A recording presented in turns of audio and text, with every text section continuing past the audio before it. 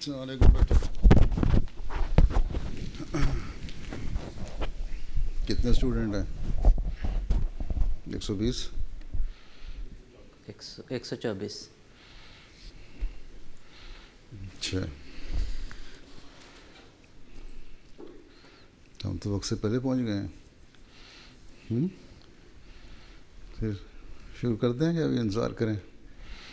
چلو تلاوت کرو پھر ساحل محمود.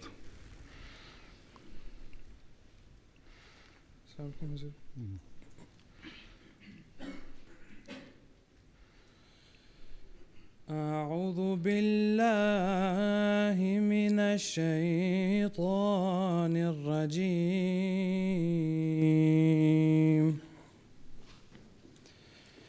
بسم الله الرحمن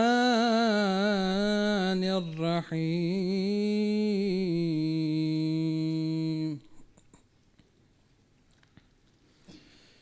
وَإِن طَائِفَتَانِ مِنَ الْمُؤْمِنِينَ اقْتَتَلُوا فَأَصْلِحُوا بَيْنَهُمَا.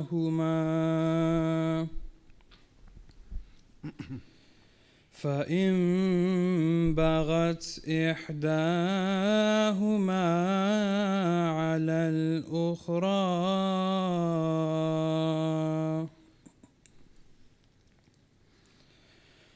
فَقَاتِلُوا الَّتِي تَبْغِي حَتَّى تَفِيءَ إِلَى أَمْرِ اللَّهِ. فَإِن فَاءَتْ فَأَصْلِحُوا بَيْنَهُمَا بِالْعَدْلِ وَأَقْسِطُوا إِنَّ اللَّهَ يُحِبُّ الْمُقْسِطِينَ.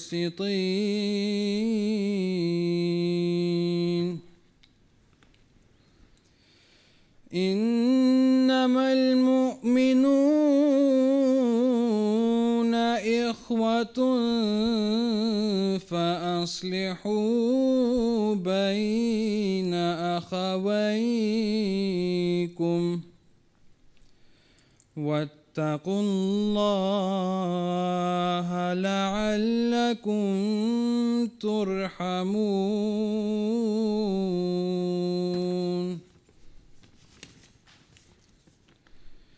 اب سورۃ الحجرات کی آیات 10 تا 11 کا اردو ترجمہ بیان فرمودہ حضرت خلیفۃ المسیح ثانی رضی اللہ تعالی عنہ پیش خدمت ہے.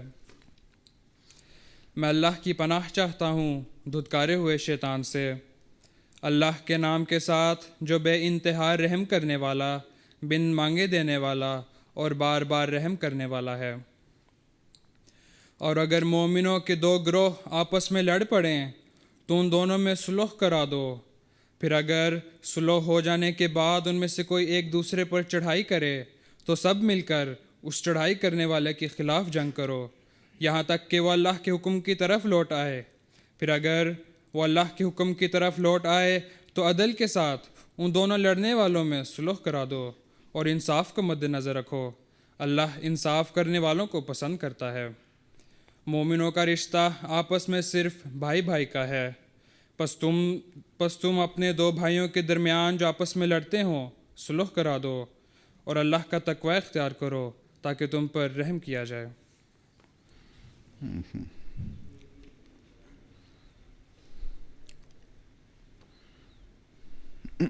چلیے حفیظ احمد ناظم.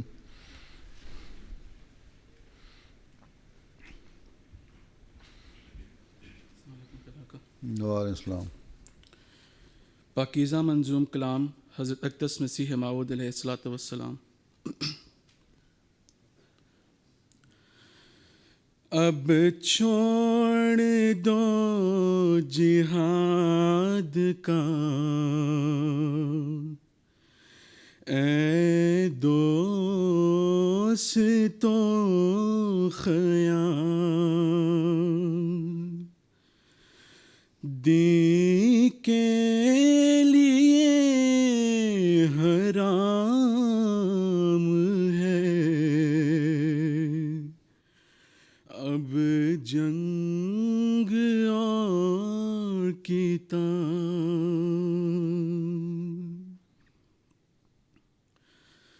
اب آ گیا مسیح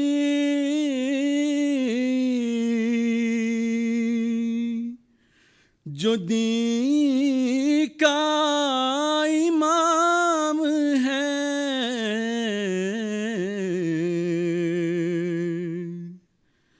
دین کی تمام جنگوں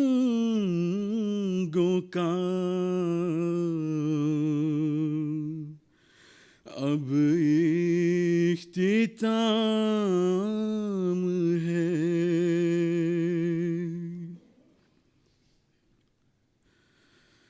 فرما چکا ہے سیدِ کونین مصطفیٰ،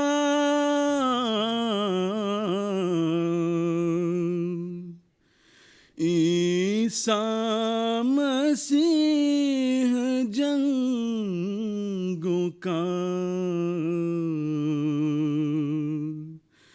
کر دے گا التوا۔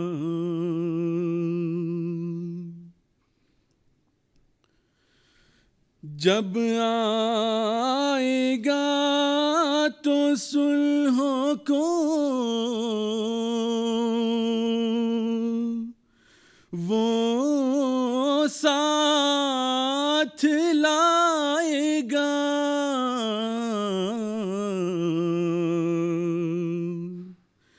جنگوں کے سلسلے کو وہ یکسر مٹائے گا۔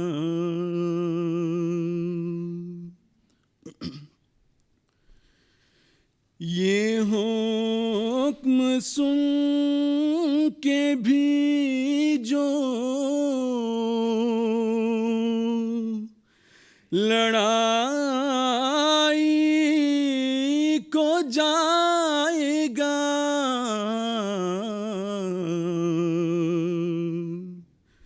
وہ کافروں سے سخت ہزیمت اٹھائے گا۔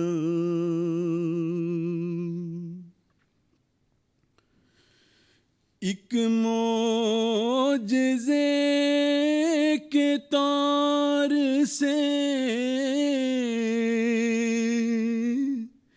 یہ پیش گوئی ہے،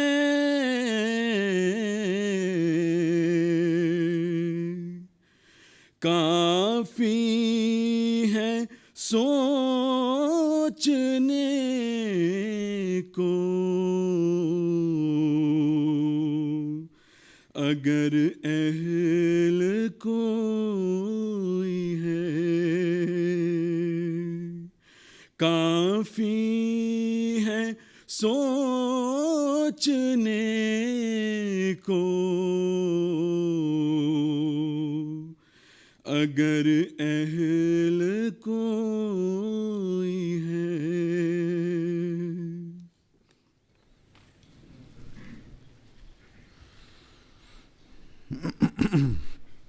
چاہیے راہی علم صاحب تقریر کرو۔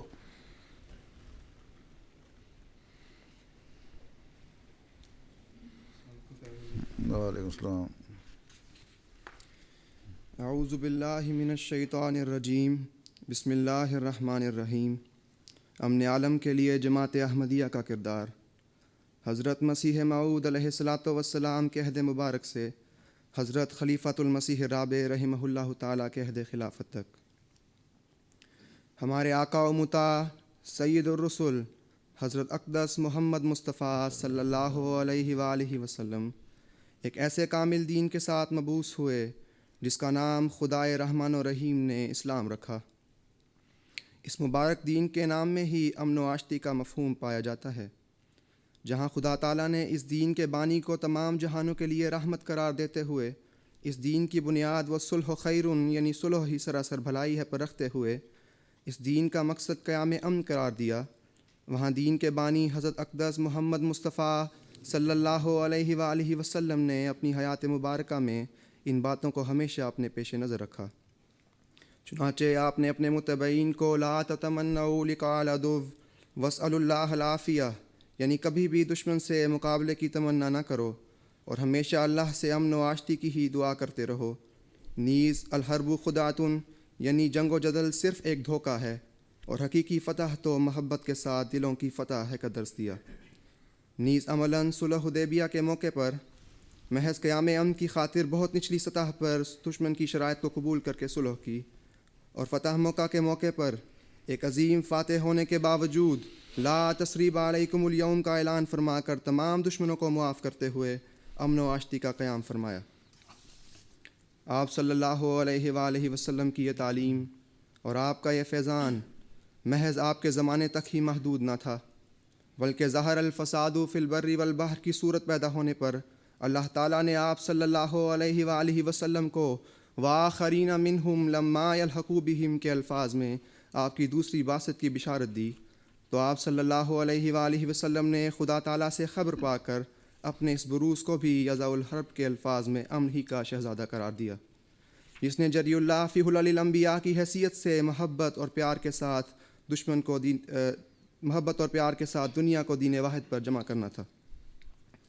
ان الہی پیش خبریوں کے مطابق حضرت اقدس محمد مصطفیٰ صلی اللہ علیہ وآلہ وسلم کے ذل اور غلام صادق حضرت مسیح موعود علیہ الصلاۃ والسلام کی بعثت ایسے زمانے میں ہوئی جب تمام مذاہب ایک دوسرے کے خلاف نبردآزماں تھے، اور ہر مذہب دوسرے مذہب والوں کے جذبات و احساسات اور اس مذہب کے انبیاء علیہم السلام کی عصمت کا لحاظ رکھے بغیر اعتراضات کی بوچھاڑ کر رہا تھا، جس کے نتیجے میں بین المذاہب فضا نہایت مسموم ہو رہی تھی۔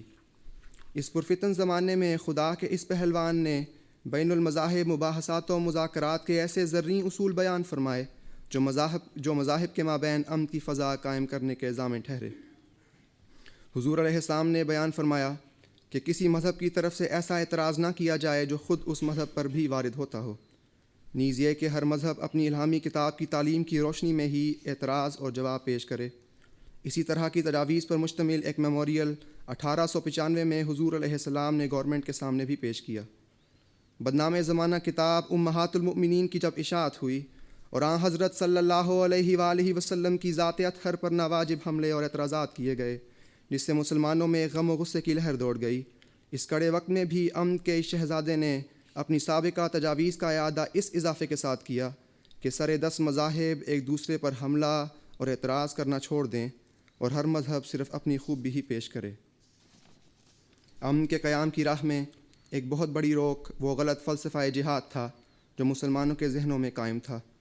حضرت مسیح موعود علیہ السلام نے اپنے آقا و مطاع حضرت محمد مصطفیٰ صلی اللہ علیہ وآلہ وسلم کی بیان فرمودہ پیش گوئی یضع الحرب کو عملی جامہ پہناتے ہوئے مروجہ خیال کو مسلمانوں کے ذہنوں سے دور کرنے کی کوشش کی، اور فرمایا کہ یہ زمانہ تلوار کے جہاد کا نہیں بلکہ قلم کے جہاد کا ہے۔ حضور علیہ السلام نے جہاں مسلمانوں کی توجہ قلمی جہاد کی طرف مبذول کروائی، وہاں دیگر ادیان کو قلم کا صحیح استعمال بھی بتلایا، اور فرمایا کہ قیام امن کے لیے یہ بھی لازمی امر ہے کہ قلم کے استعمال میں بھی پیشوایان مذاہب کی تکریم کا خیال رکھا جائے، کیونکہ لوگوں کے دلوں میں ان کی محبت کا پایا جانا اس امر کی دلیل ہے کہ وہ سب خدا تعالیٰ کے برگزیدہ تھے۔ زندگی کے آخری لمحات تک حضور قیام امن کے اس مشن پر کمر بستہ رہے، چنانچہ اپنی آخری تصنیف پیغام صلح جو آپ نے اپنے وصال سے 2 دن قبل مکمل فرمائی، اس میں بھی حضور علیہ السلام نے بر صغیر کی 2 بڑی قوموں مسلمانوں اور ہندوؤں میں باہم صلح اور رواداری پیدا کرنے کے لیے دردمندانہ اپیل کرتے ہوئے فرمایا، تمام بغضوں اور کینوں کی جڑ دراصل اختلاف مذہب ہے، یہی اختلاف مذہب قدیم سے جب انتہا تک پہنچتا رہا ہے تو خون کی ندیاں بہاتا رہا ہے۔ وہ دلی صفائی جس کو در حقیقت صفائی کہنا چاہیے صرف اسی حالت میں پیدا ہوگی جب آپ لوگ وید اور وید کے رشیوں کو سچے دل سے خدا کی طرف سے قبول کر لو گے، اور ایسا ہی ہندو لوگ بھی اپنے بخل کو دور کر کے ہمارے نبی صلی اللہ علیہ وآلہ وسلم کی نبوت کی تصدیق کر لیں گے۔ یاد رکھو اور خوب یاد رکھو کہ تم میں اور ہندو صاحبوں میں سچی صلح کرانے والا صرف یہی ایک اصول اور یہی ایک ایسا پانی ہے جو کدورتوں کو دھو دے گا۔ پھر فرمایا، اگر ہندو صاحبان اپنے صدق کے دل سے ہمارے نبی صلی اللہ علیہ وآلہ وسلم کو سچا نبی مان لیں اور ان پر ایمان لاویں تو یہ تفریقہ جو گائے کی وجہ سے ہے اس کو بھی درمیان سے اٹھا دیا جائے۔ جس چیز کو ہم حلال جانتے ہیں ہم پر واجب نہیں کہ ضرور اس کو استعمال بھی کریں۔ بہتیری ایسی چیزیں ہیں کہ ہم حلال تو جانتے ہیں مگر کبھی ہم نے استعمال نہیں کی۔ ان سے سلوک اور احسان کے ساتھ پیش آنا ہمارے دین کی وصایا میں سے ایک وصیت ہے۔ پیغام صلح، روحانی خزائن، جلد 23۔ قیام امن کی یہ تجویز جو حضرت مسیح موعود علیہ السلام نے اپنے وصال سے چند روز قبل تحریر فرمائی تھی، آپ کے وصال کے بعد خلافت اولیٰ میں دنیا کے سامنے پیش کی گئی اور لاہور میں ایک جلسہ منعقدہ 21 جون 1908 میں آپ کا یہ پیغام پڑھ کر سنایا گیا۔ حضرت مسیح موعود علیہ السلام کے وصال کے بعد خلافت اولیٰ کے قیام کے ساتھ الہی بشارت من بعد خوفہم امنا کے مطابق جماعت کے اندر استحکام امن کے بعد جہاں حضرت خلیفۃ المسیح الاول رضی اللہ عنہ نے حضرت مسیح موعود علیہ السلام کے صلح و آشتی پر مبنی آخری پیغام کو دنیا کے سامنے پیش کر کے اپنے آقا کے قیام امن کے اس مشن کو جاری رکھا، وہاں آپ نے جماعت کی تاریخ میں پہلی مرتبہ ہندوستان سے باہر انگلستان کی سرزمین پر 1913 میں مبلغ بھجوایا، جس کے ذریعے ہندوستان سے باہر اسلام کے پرامن پیغام کی اشاعت کی بنیاد پڑی۔ حضرت خلیفۃ المسیح الاول رضی اللہ عنہ نے اپنے آقا و مطاع کے اسوے کے عین مطابق افراد جماعت کو ہمیشہ امن و آشتی کی ہی تلقین فرمائی۔ چنانچہ آپ کے دور خلافت میں جب جماعت کے خلاف مخالفین کی طرف سے کفر کے فتوے جاری کیے گئے تو آپ رضی اللہ عنہ نے ان فتووں کے خلاف جوابی کارروائی سے منع کرتے ہوئے جماعت کو یہ نصیحت فرمائی کہ آپ ان مخالفین کے ساتھ بھی نیک سلوک کرتے رہیں اور ان کے حق میں دعا کرتے رہیں اور ان کے ساتھ حتی الوسع نیکی کرتے رہیں۔ وہ برا کہیں تو آپ خاموش رہیں، اللہ آپ کو فتح مند کرے گا۔ تاریخ احمدیت جلد 3 صفحہ 373۔ خلافت ثانیہ کا دور جماعت کی تاریخ میں ہر پہلو سے منفرد حیثیت رکھتا ہے۔ قیام امن کے حوالے سے بھی یہ دور سنہری حروف سے لکھا جانے والا دور ہے۔ حضرت مسلح موعود رضی اللہ عنہ کے 52 سالہ دور خلافت میں دنیا میں 2 عظیم جنگیں لڑی گئیں۔ ہر 2 جنگوں کے مواقع پر حضور رضی اللہ عنہ نے قیام امن کی خاطر دنیا کی رہنمائی فرمائی۔ پہلی جنگ عظیم کے اختتام پر جب لیگ آف نیشنز اور دوسری جنگ عظیم کے بعد اقوام متحدہ کا قیام عمل میں آیا تو آپ نے ان اداروں کی بنیادی غلطیوں کی نشاندہی کرتے ہوئے دنیا کو آگاہ کیا کہ دنیا میں حقیقی امن صرف اسی صورت میں ممکن ہے کہ ہر مرحلے پر عدل و انصاف کے تقاضے پورے کیے جائیں۔ حضور نے فرمایا، یہ امر مد نظر رکھیں کہ معاہدہ انصاف پر مبنی ہو، یہ نہ ہو کہ ایک فریق مخالفت کر چکا ہے اس لیے اس کے خلاف فیصلہ کر دو، بلکہ باوجود جنگ کے اپنے آپ کو ثالثوں کی ہی صف میں رکھو، فریق مخالف نہ بن جاؤ۔ ان امور کو مد نظر رکھ کر اگر کوئی انجمن بنائی جائے تو دیکھو کہ کس طرح دنیا میں بین الاقوامی صلح ہو جاتی ہے۔ احمدیت یعنی حقیقی اسلام۔ حضرت خلیفۃ المسیح ثانی رضی اللہ عنہ کے عہد مبارک میں جب مسئلہ کشمیر زوروں پر تھا تو آپ نے کشمیریوں کو ان کے بنیادی انسانی حقوق دلوائے اور امن کی غرض سے بے لوث خدمات سر انجام دیں جو کشمیر کی تاریخ کا ایک زندہ اور روشن باب ہے۔ دنیا کی تاریخ میں مسئلہ فلسطین یہود و نصارہ اور مسلمانوں کے مابین بد امنی پیدا کرنے کی ایک اہم وجہ رہا ہے۔ 1920 کی دہائی میں حضرت مسلح موعود رضی اللہ عنہ کی دوربین نگاہ نے اس بد امنی کے دوبارہ پھیلنے سے قبل ہی دنیا کو اس کے مہلک خطرات سے آگاہ فرمایا، اور بعد ازاں جب یہ معاملہ اقوام متحدہ میں اٹھایا گیا تو وہاں بھی آپ کی رہنمائی میں حضرت چودھری سر محمد ظفر اللہ خان صاحب رضی اللہ عنہ نے اس مسئلے کے حل کے لیے ایک مدلل اور مبسوط تقریر کی اور اس عرض مقدسہ میں قیام امن کی خاطر بھرپور کوشش کی، جس کا اعتراف اپنوں اور بیگانوں دونوں نے کیا۔ مخالفین کی طرف سے جب جماعت کے لیے ایسے حالات پیدا کر دیے گئے جن میں بد امنی پھیلنے کا اندیشہ تھا، ایسے نازک موقع پر بھی حضرت مسلح موعود رضی اللہ عنہ نے حضرت مسیح موعود علیہ السلام کے الفاظ میں جماعت کو یہی نصیحت فرمائی، گالیاں سن کر دعا دو، پا کے دکھ آرام دو، کبر کی عادت جو دیکھو تم دکھاؤ انکسار۔ جماعت کی 125 سالہ تاریخ اس بات کی گواہ ہے کہ افراد جماعت کو جب بھی مخالفتوں کا سامنا ہوا، وہ 1934 کا احرار کا فتنہ ہو یا 1953 کے فسادات، وہ 1974 کے ایوان حکومت کے غیر منصفانہ فیصلے ہوں یا 1984 کی یامریت کے ظالمانہ قوانین، وہ 2010 کی دردناک شہادتیں ہوں یا انڈونیشیا میں ہونے والے انسانیت سوز مظالم، خلفائے احمدیت نے ہمیشہ افراد جماعت کو صبر، حوصلہ اور پرامن رہنے کی تلقین کی اور حضرت مسیح موعود علیہ السلام کے اس شعر کو اپنے مد نظر رکھنے کی ہدایت فرمائی: عدو جب بڑھ گیا شور و فغا میں، نہاں ہم ہو گئے یار نہاں میں. جس کے جواب میں افراد جماعت نے ہمیشہ اپنے امام مقتدیٰ کی کامل اطاعت کرتے ہوئے اس آواز پر لبیک کہا. خلافت ثالثہ کے عہد میں قیام امن کے حوالے سے جو کوششیں ہوئیں، ان میں سب سے نمایاں حضرت خلیفۃ المسیح الثالث رحمہ اللہ تعالیٰ کے وہ دورجات ہیں جو آپ نے یورپ، امریکہ اور افریقہ کے مختلف ممالک میں کیے. حضور جہاں بھی تشریف لے جاتے، کثرت سے وہاں اسلام کا پیغام امن پھیلاتے. صحافیوں اور میڈیا کے نمائندوں سے گفتگو کے دوران اس بات کا ذکر فرماتے کہ اسلام حقیقی امن کا پیغام لے کر آیا ہے اور یہی وہ پیغام ہے جس کے ذریعے دنیا میں عالمی امن قائم کیا جا سکتا ہے. اسپین میں صحافیوں سے گفتگو کے دوران حضور نے جماعت کا مشہور ماٹو محبت سب کے لیے، نفرت کسی سے نہیں دنیا کے سامنے پیش کیا، جو آج ہر منصف مزاج انسان کی دل کی آواز بن چکا ہے. حضرت خلیفۃ المسیح الثالث رحمہ اللہ تعالیٰ اپنی خداداد فراست کی بنا پر اس بات سے بخوبی آگاہ تھے کہ غربت، جہالت اور بیماریوں کا خاتمہ بھی قیام امن کے لیے ایک سنگ میل ثابت ہو سکتا ہے. چنانچہ آپ نے اس غرض سے نصرت جہاں اسکیم کا اجرا فرمایا، جس کے ذریعے تیسری دنیا میں وسیع پیمانے پر اسکولوں اور ہسپتالوں کا قیام عمل میں آیا. حضرت خلیفۃ المسیح الثالث رحمہ اللہ تعالیٰ کی قیام امن کی ان کوششوں کو دیکھ کر ایک جرمن اخبار نے آپ کا تعارف محبت کا سفیر کے عنوان سے کروایا. خلافت رابعہ کے دور میں دنیا میں بین الاقوامی سیاسی اور اقتصادی تبدیلیاں رونما ہوئیں. حضرت خلیفۃ المسیح رابع رحمہ اللہ تعالیٰ نے جہاں جماعت کو ان تبدیلیوں کی حقیقت سے آگاہ کیا، وہاں دنیا کو عموماً اور امت مسلمہ کو خصوصاً امن قائم کرنے کے طریق سمجھائے.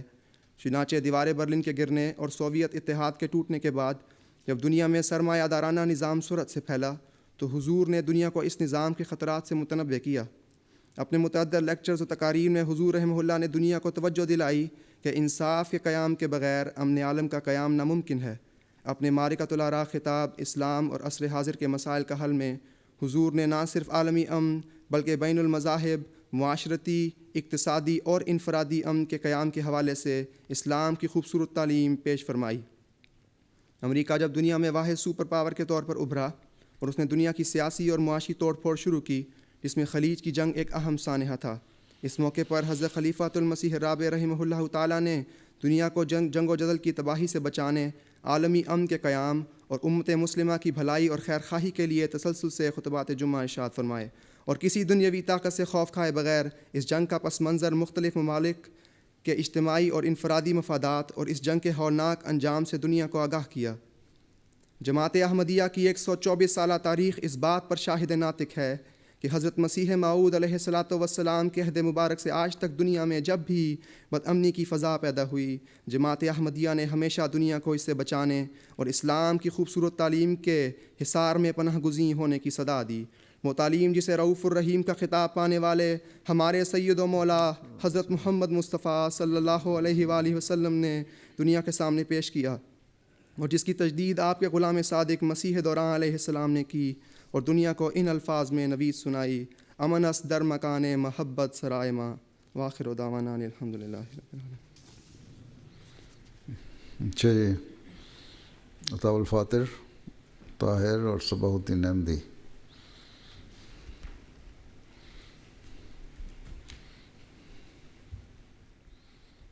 السلام علیکم حضور. عطا الفاطر بھی احمدی ہے؟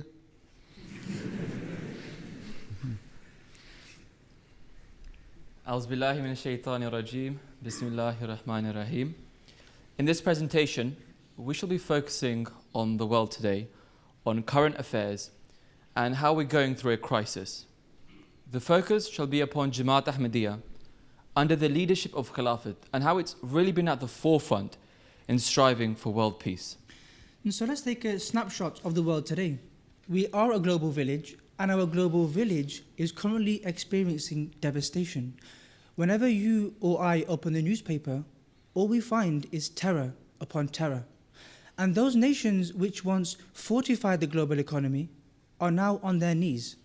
And yet, despite society crying out for peace, world leaders have failed to establish that peace. Exactly. It's as if every evening news presenters start by saying good evening and then spend the next hour telling us how it's really not a good evening. Moving on, fair enough, there are some individuals and organizations like the UN and the G8 who claim that they are striving for peace. But in reality, there is only one community who is devoted selflessly for this cause, because they have been commissioned by God to do so. Now, as we are all aware, Hazrat Khalifatul Masih al-Khamis, Ayyadahullah ta'ala bin Nasr al-Aziz, has been travelling the globe, addressing world leaders, and has sent numerous letters to various policymakers of the world. And his Friday sermons reinforce the Islamic teaching of global peace. The truth is, they haven't been given long-winded and complex solutions, but simple solutions derived from the Holy Quran, which really cut at the roots that Islam points towards. Now let's start. And if we take a closer look at one of the causes of today's problems, we find that it being the world leaders themselves who are failing to establish justice. How are they failing to establish justice? Well, firstly, they're being greedy. Secondly, they're showing enmity towards other nations. And thirdly, they're being very irresponsible of their responsibilities. And this situation was actually confirmed in the following video clip we will see. It is an established fact that greed causes enmity to grow. Sometimes it manifests itself in territorial expansion or the seizing of the natural resources. The stronger nations of the world are looking at the weaker and poorer nations and trying to take over their wealth and resources.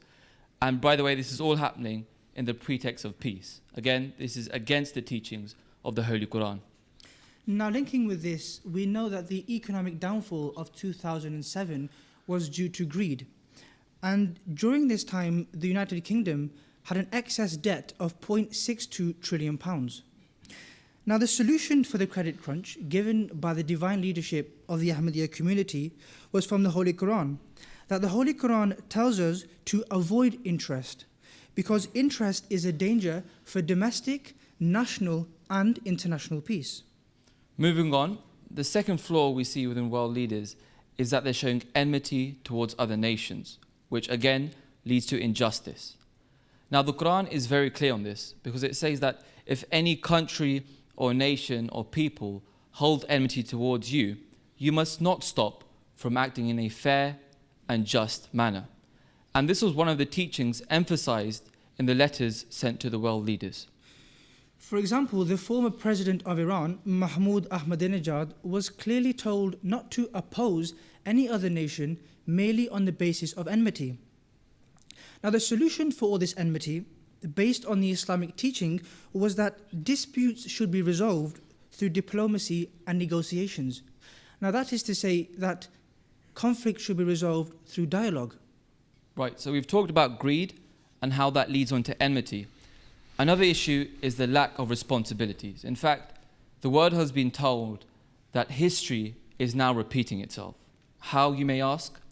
Well, the unfair policies of the United Nations was raised by Hazur when he travelled to the US Congress. And he stated, if we look at the voting history of the United Nations, we find that the veto power has not always been used to help those who are being oppressed. Now, in actual fact, we see the veto power is often being misused and actually helps other countries to overtake other nations. At Capitol Hill, dignitaries were reminded that 75 million people lost their lives in World War II, and thus the UN was formed. But unfortunately, it soon became apparent that the UN failed in its objectives to establish world peace, just like the League of Nations. That is history repeating itself. We'll now move on to an issue which concerns all of us sitting here today, and that is the dire state of the Muslim Ummah. The underlying problem being the misconception around jihad, which we heard last Friday's sermon, and that of terrorism. Now, it's said that 8,500 terrorist attacks took place last year alone in Africa, the Middle East, and Asia. Now, these acts of terrors by a minority of Muslims, by the way, has caused a vicious circle in society. And how this works is that the actions of such Muslims has created aversion, hatred, and dislike in the non-Muslim nations and in the Western nations. And so this aversion and hatred is now being expressed through attacks on Islam, for example, via the media. Okay, so what's the solution? Well, Hazur has made it very clear to all Muslims that terrorism is not part of the Islamic teachings. And this point was reinforced at the Jamaat's 9th Annual Peace Symposium, where it was stated that the Holy Quran does not give permission under any circumstances for extremism or terrorism. The second remedy to this hatred against Muslims is that Hazur stood on some of the most prestigious stages in the world, telling world leaders, dignitaries, and academics that the actions of such groups of Muslims do by no means represent the true teachings of Islam. For example, in EU, the dignitaries were given the definition of a true Muslim as declared by the Holy Prophet sallallahu alaihi wasallam, that he is one from whose tongue and hands all other peaceful people are kept safe. Now, the third antidote for the aversion against Muslims was made very clear to Western leaders, as they were told that in the name of freedom of speech, people's religious sentiments should not be ignored. For example, we see the video which was made with the title of The Innocence of Muslims, the attacks on the Holy Quran in attempts to burning it, and the cartoons made of the Prophet Muhammad Mustafa sallallahu alaihi wasallam would only create more disruption. And so the clash between the Muslims and the non-Muslim countries and the West has been constantly dealt with. Moving on, another issue we find amongst the Muslim Ummah is that of unity. Muslims not uniting together has caused a phenomenal amount of unrest, yet for some reason Muslim leaders have failed to establish this point. In the letter sent to King Abdullah, he was reminded of the verse Ruhama'u bainahum. And further in the letter it was stated that there is a need for all Muslims to unite, whether they are Ahmadi, Sunni or Shia. And so all these weaknesses among the Muslim Ummah, and there are many more, have resulted in something now we call the Arab Spring, the Middle Eastern crisis. And if we want to boil this complex situation down, which we hear of day in, day out, then it could be of Baghavit, which is rebellion. And so to sum up what's happening in the Middle East, we find that government leaders are failing to give their people their due rights, which has further resulted in the public taking matters into their own hands, and they have now begun to violently overthrow their own government leaders. I mean, that's so true. We can take the example of Libya, the example of Tunisia and Egypt. All their leaders were overthrown, but no peace was actually established. The condition actually got worse. Precisely, we find that today in Syria, 6.8 million people are in need of aid, and a further more than 100,000 Syrians have died. There is no peace. The solution to the Middle Eastern crisis was first addressed by Hazur to the Muslim populace, that killing and protesting and trying to overthrow your leaders by force is not the Islamic way. Rather, they should make themselves heard by voting at the ballot box, as we will see from the following video clip. Generally speaking, in the modern era, most governments are run democratically. Therefore, if a person or group wishes to change the government, then they should do so by following the proper democratic process. They should make themselves heard by voting at the ballot box.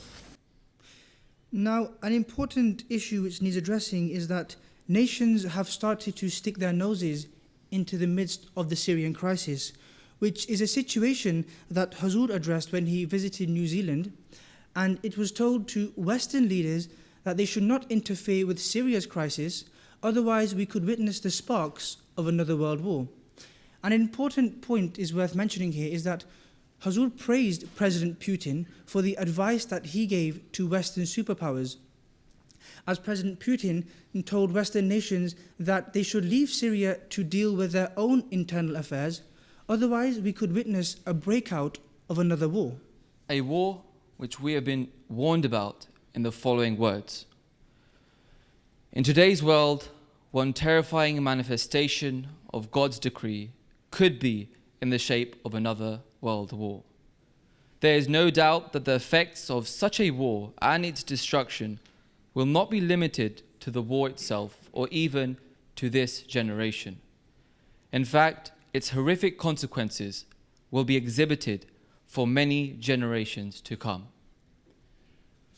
One point I would like to raise here is that in his letter to President Obama, Huzur gave the example of the leading economists of today who've actually drawn parallels to today's economic and political atmosphere and that of 1932's.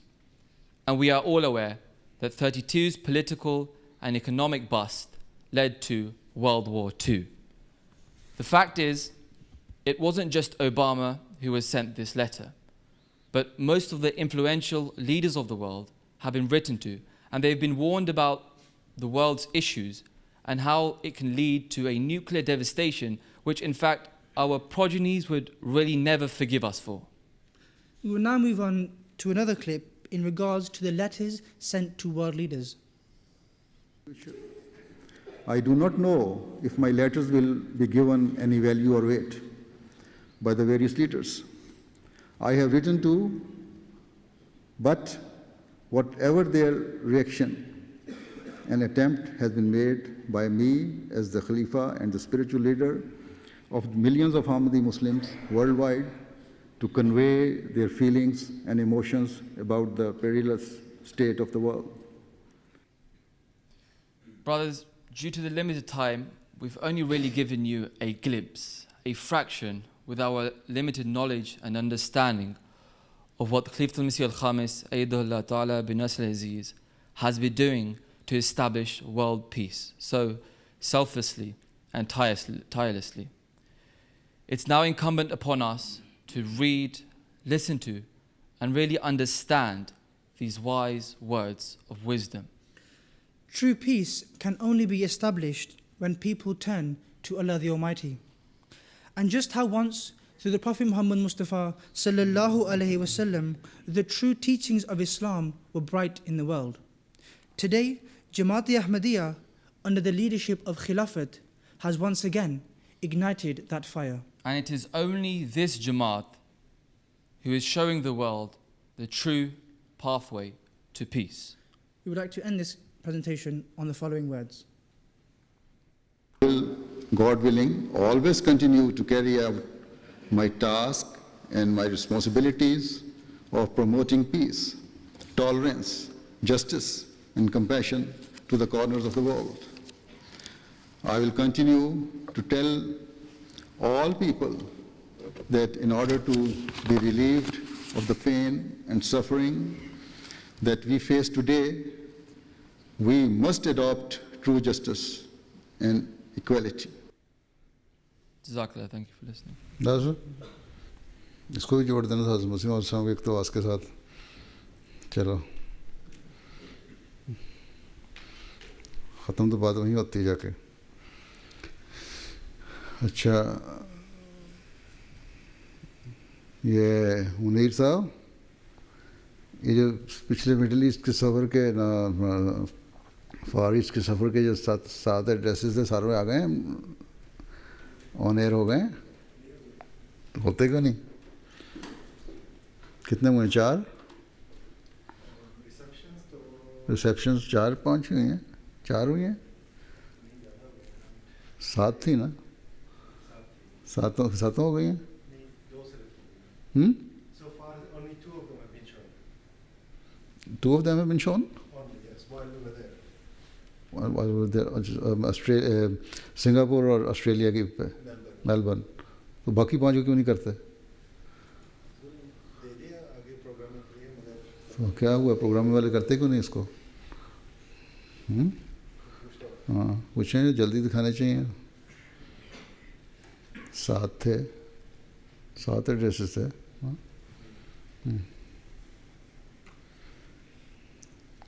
اچھا اب کیا کرنا ہے؟ آج اتوار کی چھٹی ماری گئی ان کی. پھر طلباء کے سوالات ہیں سوالات ہیں کافی سارے طلباء. اچھا ٹھیک ہے. ویسے چھٹیاں کب ہو رہی ہیں جامعہ کو؟ بس پھر کوئی چھٹی دینے کی ضرورت نہیں ہے, جامعہ کل بھی لگے گا. ان کا خیال ہوتا ہے نا اتوار کو آ جائے تو منڈے کو چھٹی ہو جاتی ہے, کوئی چھٹی وٹی نہیں. چلو ہاں کیا پوچھتے ہو؟ آپ کے ہاتھ میں سوالات یا ان کے پاس ہیں؟ ان کے تو منہ میں. ہاں السلام علیکم پیارے حضور. میرا سوال یہ ہے کہ پاکستان اور اسی طرح کے جو ممالک ہیں جو کہ احمدیوں کی بات نہیں سنتے اور ان کی پرسیکیوشن کرتے ہیں, ان ممالک میں احمدی کس طرح سے کردار ادا کر سکتے ہیں؟ کیا ان ممالک میں پاکستان اور اسی طرح کے جو دوسرے ممالک ہیں وہاں پہ احمدی کس طرح سے سنتے؟ کیا کون سا ملک ہے جو بات سنتا ہے؟ ملک کی بات کر رہے ہو تو یو کے تمہاری بات سنتا ہے, جرمنی تمہاری بات سنتا ہے. ملک کی بات نہ کرو, کوئی یہ کہو کہ جن ممالک میں احمدیوں کی پرسیکیوشن ہو رہی ہے یا وہاں گورنمنٹ انوالو ہے اس بات میں کہ احمدیوں کو کسی بھی طرح سے نقصان پہنچایا جائے اور ان کی بات نہ سنی جائے یا پرسیکیوشن کی جائے یا جھوٹے مقدمے بنائے جائیں, ان کو ہم کس طرح وہاں احمدیت پھیلانے کا کام کر سکتے ہیں؟ یہ سوال ہونا چاہیے. یہی سوال ہے جی کہ نہیں؟ جی ضرور. تو جماعت احمدیہ تو پاکستان میں ابھی پھیل رہی ہے اللہ کے فضل سے. ہر سال بیعتیں ہوتی ہیں, ہزاروں میں ہوتی ہیں. تمہارے یہاں سے پروگرام جو جاتا ہے راہ خدا کا, اس میں بعض لوگ فون پہ بھی بیعتیں کرنے کا اظہار کرتے ہیں. سعودی عرب میں بڑی سختی ہے, وہاں بھی بیعتیں ہوتی ہیں اللہ کے فضل سے. احمدی ہیں وہاں, ہمارے 2 احمدیوں کو اسی بات پہ, سعودی احمدی ہیں 2, جب پتہ لگا حکومت کو, انہوں نے ان کو جیل میں دیا ہوا, پچھلے 1.5-2 سال سے جیل میں ہیں. ان کے لیے بھی کوشش ہو رہی ہے جس طرح بھی ہم لڑ سکتے ہیں لڑیں. انڈونیشیا میں بھی پرسیکیوشن ہے, یا کم از کم نقصان پہنچایا جا رہا ہے گورنمنٹ کے لیول پہ, اگر بڑے لیول پہ اس طرح نہیں کہ کوئی قانون نہیں تو, لیکن چھوٹی پاکٹس میں ہے یا صوبوں میں ہے, یا بعض بیان دیے جاتے ہیں لیڈرز کی طرف سے, پولیٹیشنز کی طرف سے. اس کی وجہ سے لوگ فیوریس ہو جاتے ہیں اور پھر نقصان پہنچاتے ہیں. تو وہاں بھی بیعتیں ہوتی ہیں اللہ کے فضل سے. ملیشیا میں ہماری مسجد کے قریب اگر جاؤ, اس سڑک کے اوپر تھوڑے تھوڑے فاصلے پہ جب بھی دیکھ جاتا ہے ملیشیا, بتاتا ہے کہ بورڈ لگے ہوئے ہیں کہ احمدی قادیانی کافر. اس کے باوجود لوگ آتے ہیں, بیعتیں کرتے ہیں. تو تبلیغ کا کام تو کہیں نہیں رکتا. مڈل ایسٹ کے جتنے ملک ہیں, ہماری آزادی تو نہیں ہے, لیکن تبلیغ ہو رہی ہے. اور تبلیغ اسی طرح ہوتی ہے کہ انفرادی رابطے کرو, ان کو پتہ دو, ان کو ایڈریس دو, کسی بھی طریقے سے کوئی ایسا پیغام پہنچاؤ جو وہاں کی ضرورت ہے. اس لیے میں نے شروع میں کہا تھا ہر ایک کو کہ پیس کا پہلے پیغام پہنچاؤ تاکہ تعارف ہو. یہ کوئی ہماری انتہا نہیں کہ صرف ہم نے پیس ہی دنیا میں قائم کرنا ہے. دنیا میں وہ تو قائم کرنا ہی ہے, وہ تو ہو جائے گا. اسلام کا نام ہی امن ہے, سلامتی ہے. لیکن اس کی وجہ یہ تھی کہ اس سے توجہ پیدا ہو گئی اور اس سے پھر آگے تبلیغ کے راستے کھلیں گے. تو اللہ کی طرف فضل سے کھلیں, چل رہا ہے. پرسیکیوشن ہماری احمدیت کے راستے میں روک تو نہیں بنی. احمدیت ترقی کر رہی ہے اللہ کے فضل سے. باقی ابتلا تو آتے ہیں, امتحان ہوتے ہیں, وہ ہو رہے ہیں.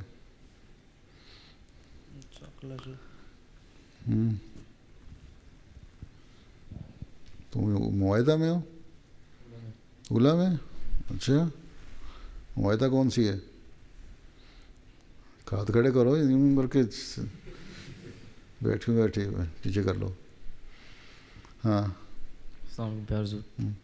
حضور جو آپ نے مختلف ممالک میں جا کے جو امن کا پیغام دیا ہے, کیا کسی لیڈر نے آپ کے نصائح پر عمل کرنے کی کوشش کی ہے؟ کہتے تو ہیں بڑا اچھا پیغام ہے. کیمرون صاحب نے کوئی, میں نے خط لکھا تو ان کا پہلے تو ہلکا پھلکا سے جواب آیا, پھر دوبارہ آیا کہ ہم کوشش کر رہے ہیں اور نیوکلیئر ویپن جو ہیں ان کو ہمارے یہ جو G8 ہے اور انٹرنیشنل آرگنائزیشنز ہیں سب میں کوشش کر رہے ہیں کہ ہم 2020 تک ہمارا یہ 1/3 رہ جائے، تو ہمیں توجہ ہے اس طرف.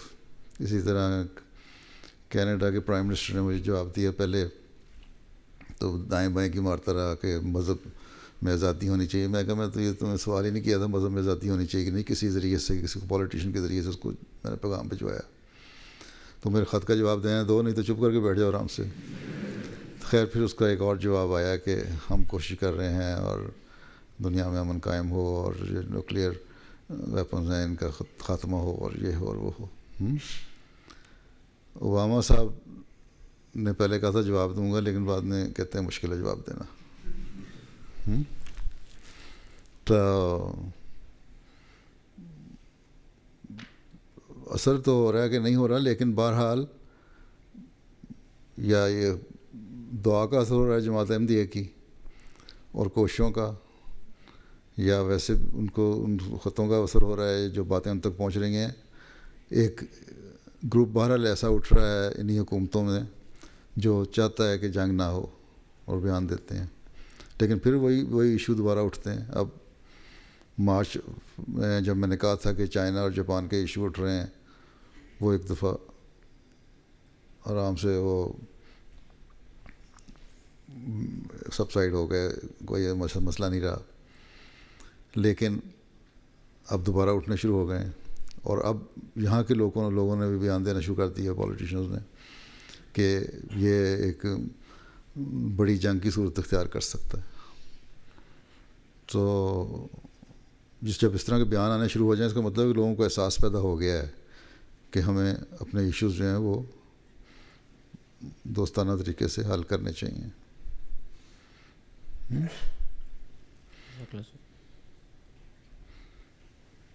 منان پکڑ لو. ایک دن ایسا آنا ہے انشاءاللہ کہ احمدیت نے غلبہ پانا ہے اور عروج پر آنا ہے. تو میرا سوال آپ سے یہ تھا کہ کیا وہ غلبہ تعداد کے لحاظ سے ہوگا یا تعلیم کے جو اسلامی تعلیم ہے اس کا غلبہ ہوگا یا کوئی اور غلبہ ہوگا؟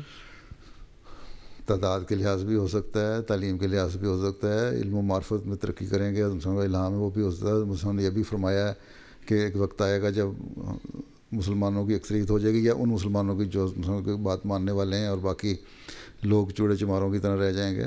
یہ فکرے بھی ہیں. تو اس کا مطلب ہے کہ تعداد دوسروں کی رہے گی، ہر مذہب رہے گا، لیکن ان کی حیثیت کوئی نہیں ہوگی. ٹھیک ہے. جزاک اللہ. سنگم پیارے حضور، جیسا کہ ہمیں پتہ ہے کہ ہم پوری دنیا میں امن کا پیغام پھیلا رہے ہیں اور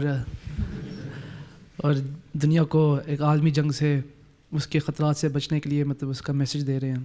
حالانکہ اس کے بارے جنگ عظیم کے بارے میں پیش گوئیاں بھی ہیں. تو پھر ہم کیسے دنیا کو ایک عظیم عالمی جنگ سے بچا سکتے ہیں؟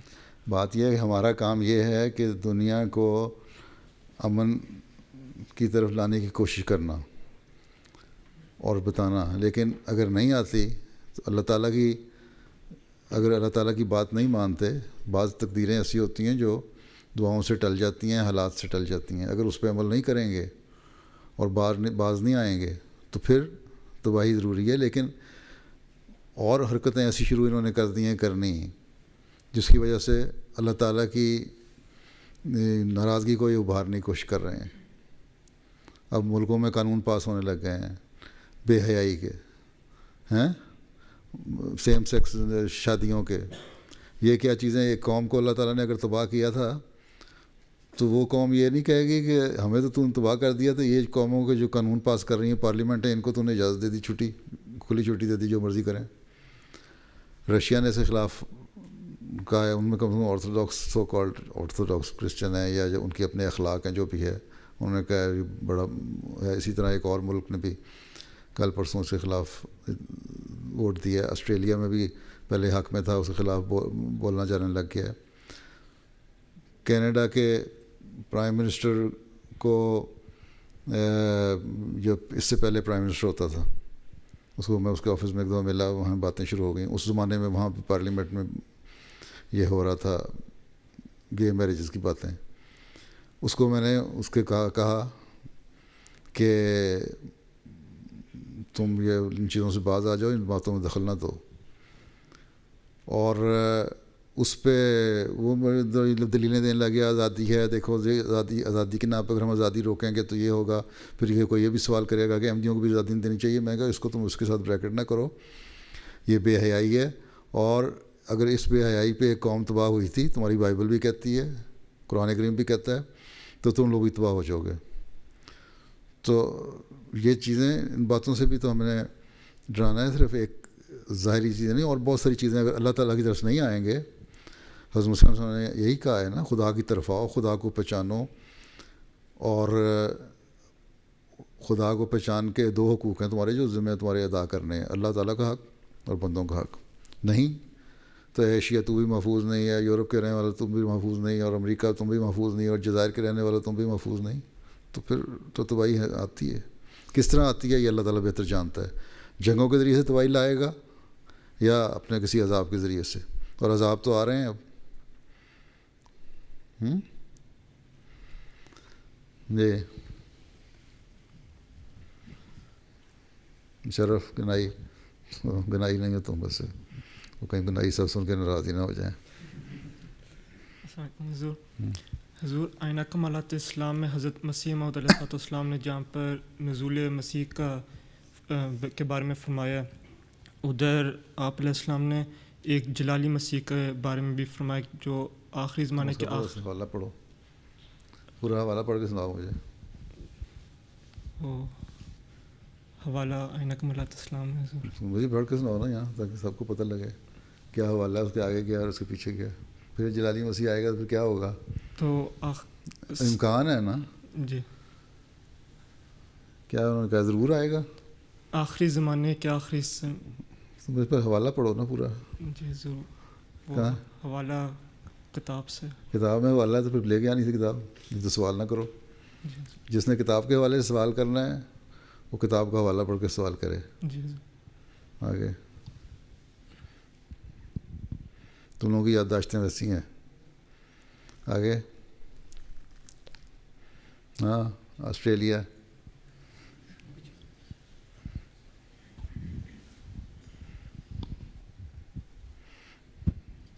السلام علیکم حضور آپ نے ایک خطبے میں ذکر کیا تھا کہ سیرین کرائسس کے بارے میں، سیرین کرائسس کے متعلق آپ نے خطبے میں ایک حدیث پیش کی تھی رسول کریم صلی اللہ علیہ وسلم کی. آپ نے فرمایا تھا کہ جیسا بھی حکمران ہو لوگوں کو اس کی اطاعت کرنی چاہیے. تو حضرت امام کوئی کہہ سکتا ہے کہ حضرت امام حسن اور حسین رضی اللہ عنہ نے ان کی امیر معاویہ یا یزید کی وہاں تو مسئلہ اور تھا.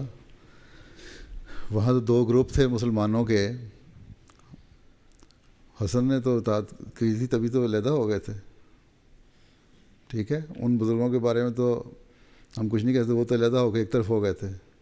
امام حسین بھی معاہدہ کرنا چاہتے تھے اور انہوں نے کہا تھا ٹھیک ہے مانتا ہوں، وہ تو ان پہ ظلم ہوا، آخر میں ان کو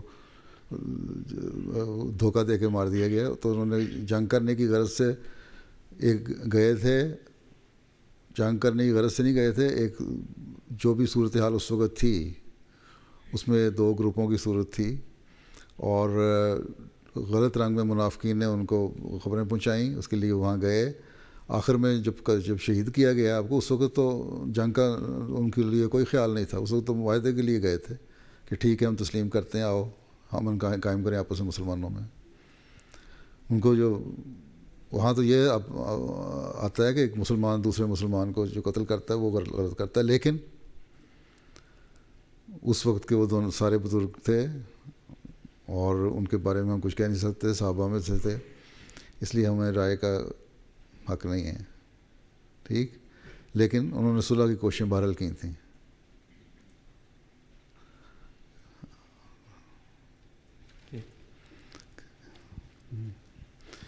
امام حسن اور حسین نے، امام حسن تو ویسے ہی علیحدہ ہو گئے.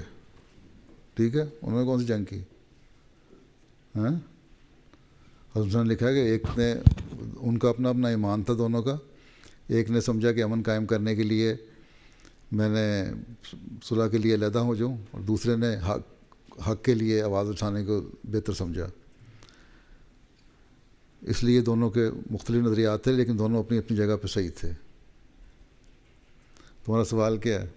حضور وہ یہ تھا کہ آپ نے فرمایا تھا کہ جیسا بھی حکمران ہو، بے شک ظالم ہو، حکمران تھا ہی نہیں کوئی اس وقت. اچھا، یا تو ہوتا نا حکمران ہوتا، حکمران ہر ایک اپنے اپنے حکمران کو حکمران بنا رہا تھا. اس صورتحال میں ایک مسلمانوں کے درمیان میں ایک معاہدہ ہونا چاہیے تھا تب کہ حکمران بنتا، اور اس کے بعد پھر ختم ہو گیا معاملہ تو وہ بن گیا حکمران ایک. ٹھیک ہے. جب اور اس کا آغاز تو اسی وقت ہوا تھا نا جب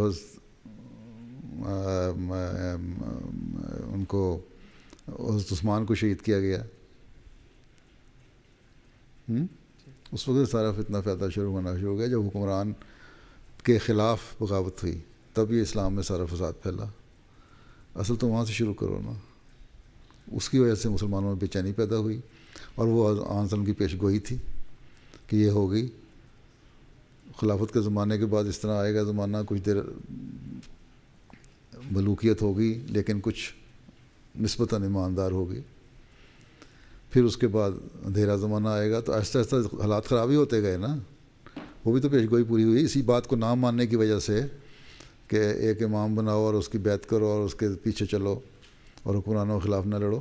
پہلا تو فساد ہی وہاں ہوا جہاں حضرت عثمان کے خلاف شروع کیا، اسی کی وجہ سے پھر آگے تباہی پھیلتی چلی گئی. اب بتاؤ کیا مسئلہ ہے؟ کچھ ہوا حل مسئلہ کہ نہیں؟ جی.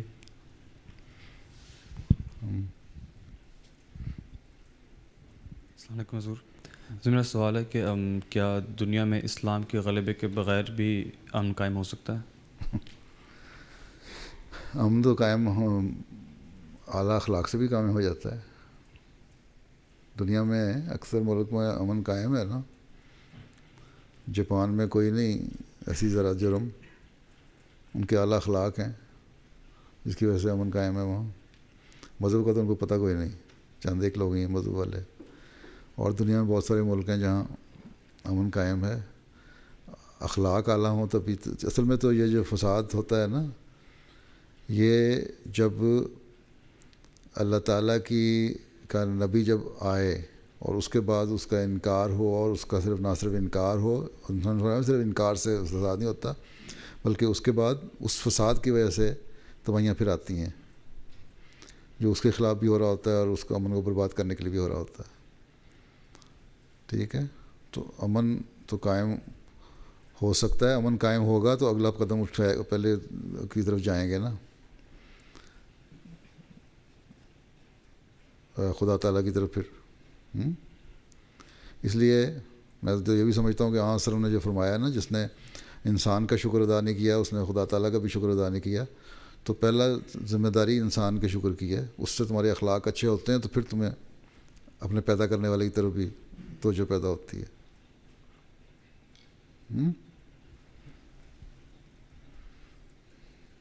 اس کو پڑھاؤ نا، صفحہ کیا کہتا ہے، پڑھ کے بتایا مجھے.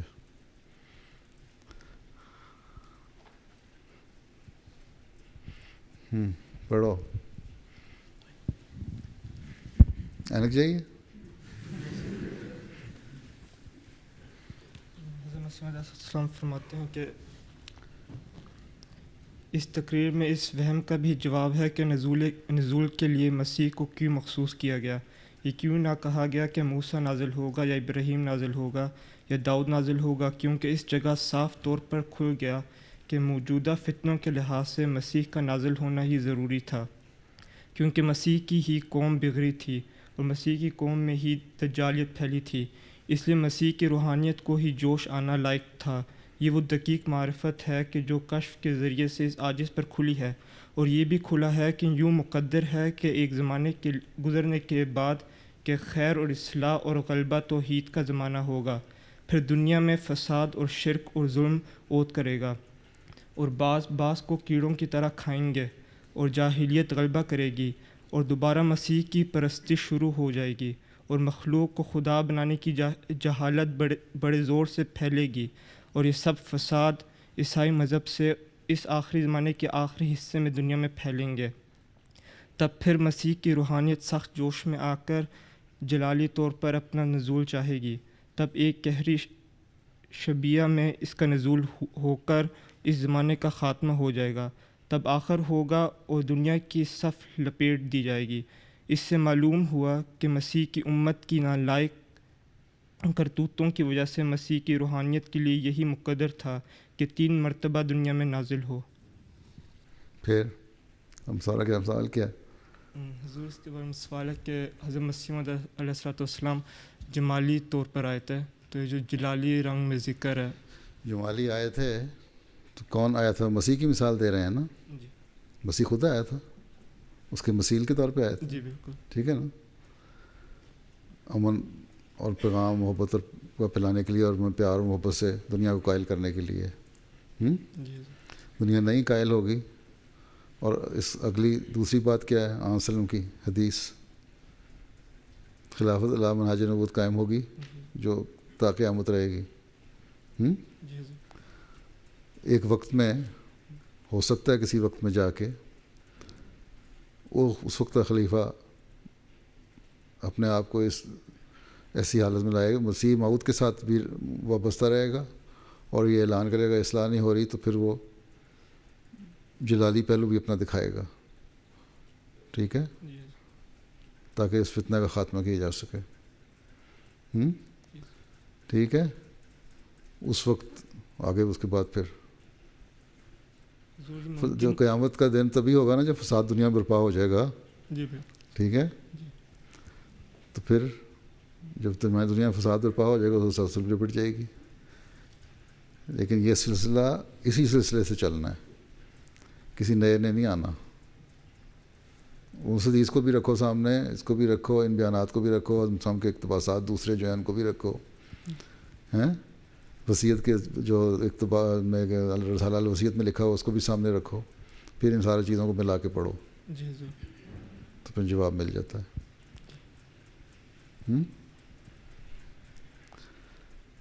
ہاں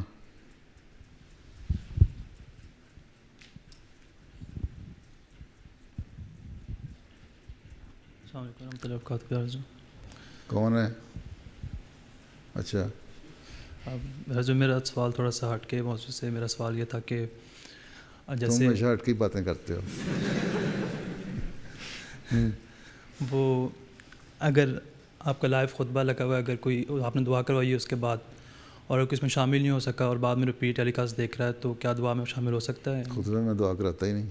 نہیں مطلب کبھی آپ جیسے ابھی فلیگ ہوسٹنگ ہوئی ہے، اس میں اگر دعا کروائی ہے، فلیگ ہوسٹنگ ہوئی تھی ابھی، کیا ہوئی تھی؟ فلیگ ہوسٹنگ ہوئی تھی ابھی؟ جی تمہیں آ رہی تھی؟ ہاں جی تصویر تو تم دعا کرتے؟ جی کی تھی، لیکن جب آپ دورہ جات پہ گئے تھے، جب ایک بعد میں ہم نے سنا تھا خطبہ، بعد میں سنا تھا، پھر ضرورت کوئی نہیں ہے۔ اگر اس وقت موقع پہ ہو رہی ہے، لائیو آ رہا ہے، تب کر لو دعا۔ ٹھیک ہیں؟ جی جلسے پہ نہیں کرتے تم دعا؟ ہاں جی کرتے۔ یہاں بیٹھے جلسے پہ ہم دعا کرتے ہیں، دنیا میں سارے بیٹھے ایم ٹی اے کے ذریعے سے دیکھ رہے ہوتے ہیں، دعا نہیں کر رہے ہوتے؟ جی اگر تم پاکستان سے کب آئے ہو؟ 5 سال 5 سال پہلے؟ جی 5 سال پہلے وہاں جلسے سنتے تھے نا ایم ٹی اے پہ؟ جی جی دعا میں شامل ہوتے تھے کہ نہیں؟ جی اگر نہ سن سکیں ریپیٹ دعا نہیں کرنی چاہیے، ریپیٹ میں خطبہ دیکھیں۔ ریپیٹ میں ضرورت کوئی نہیں ہے، لائیو میں آ رہا ہے تو اگر کر آپ لی۔ لائیو نہیں کر سکے ہیں؟ اگر آپ لائیو دعا نہیں کر سکے ٹھیک ہے، نہیں کی ختم ہو گئی، یہ کون سا تو فرض ہے؟ جی ٹھیک۔ ہاں ٹھیک ہے، جب موقع پہ جنہوں نے کر لی بس ٹھیک ہے، ٹھیک ہے۔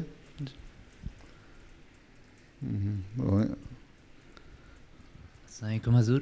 ابھی ریسنٹلی مغربی ممالک یا پاورز کا ایران کے ساتھ ایک معاہدہ ہوا تھا اور اسے یورپ میں یا مغرب ممالک میں بڑی خوشی سے منایا گیا تھا، اور مغربی سیاستدانوں کا خیال تھا کہ اس سے اب جو عالمی جنگ کے خطرات ہیں وہ دور ہو جائیں گے، تو آپ کا اس بارے میں کیا خیال ہے؟ کون سے مغربی سیاستدان کا خیال ہے؟ پہلے تو یہ بتاؤ، یعنی وہ کس نے کہا ہے عالمی جنگ کے خطرات ہو؟ تو عالمی جنگ کو مانتے نہیں، تو خطرات کہاں سے دور ہونے ہیں ان کے لیے؟ ان کا خیال تھا کہ حالات دنیا کے بہتر ہو جائیں گے، عالمی جنگ قد والی تو بات تم کر رہے ہو اپنے پاس سے، ہیں؟ انہوں نے کب کہا ہے کہ عالمی جنگ کے خطرات دور ہو جائیں گے؟ کسی نے کہا ہے؟ ان کا خیال تھا کہ اب اس سے نا ایران اب مغربی ممالک کے یعنی ان کے ساتھ مطلب ہے کہ جو ٹینشن ہے وہ ختم ذرا ہو جائے گی، ذرا حالات بہتر ہو جائیں گے۔ عالمی جنگ کہاں سے ڈال لی تم نے؟ یہ میں پوچھ رہا ہوں۔ نہیں، مراد یہی تھی کہ حالات خراب ہوں گے۔ ابھی تو یہ معاہدہ کر کے پیچھے مڑیں تو پیچھے سے اوباما صاحب نے اسرائیل جا کے بیان دے دیا کہ میرا یہ مقصد تھا، یہ مقصد تھا، اور ہم دیکھیں گے فلاں دیکھیں گے، 1 سال کے لیے مہلت دو ہمیں. کسی اور جگہ اسی اور نے دے دیا، اسرائیل نے بیان دے دیا، اس پہ ایران کے صدر نے پھر بیان دے دیا کہ امریکہ ہمارے سے کچھ معاہدہ کر گیا اور بیان دے رہا ہے اسرائیل کے پاس جا کے یا کہیں دوسری جگہوں پہ. اس طرح امن قائم نہیں رہ سکتا. تو ابھی تو منہ موڑے ہیں تو دوبارہ وہی باتیں شروع ہو گئی لڑائی کی ہیں.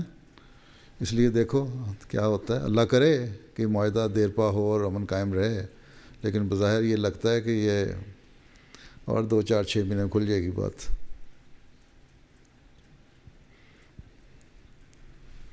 آرچرڈ.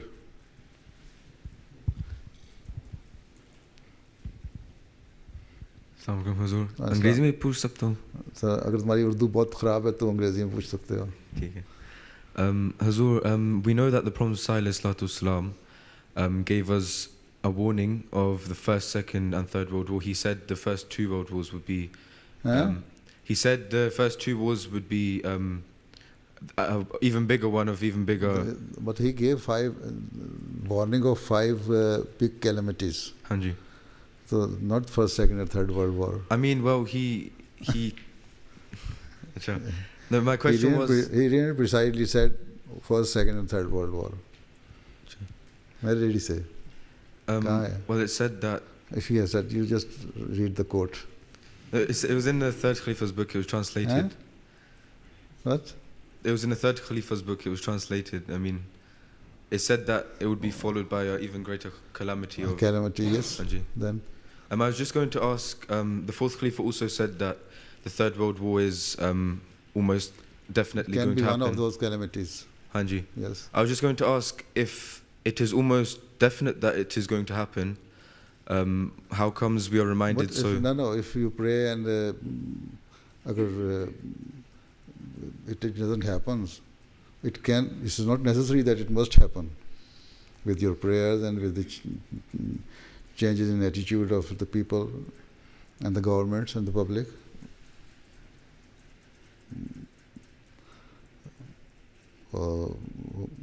ختم بھی ہو سکتی ہے. It's not necessary. ٹھیک ہے. تو what do you think? It should happen?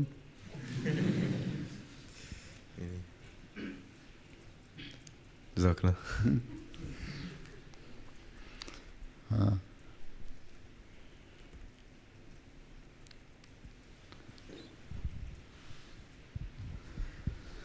So you should try your level best through prayers that to prevent this any further calamity or world war.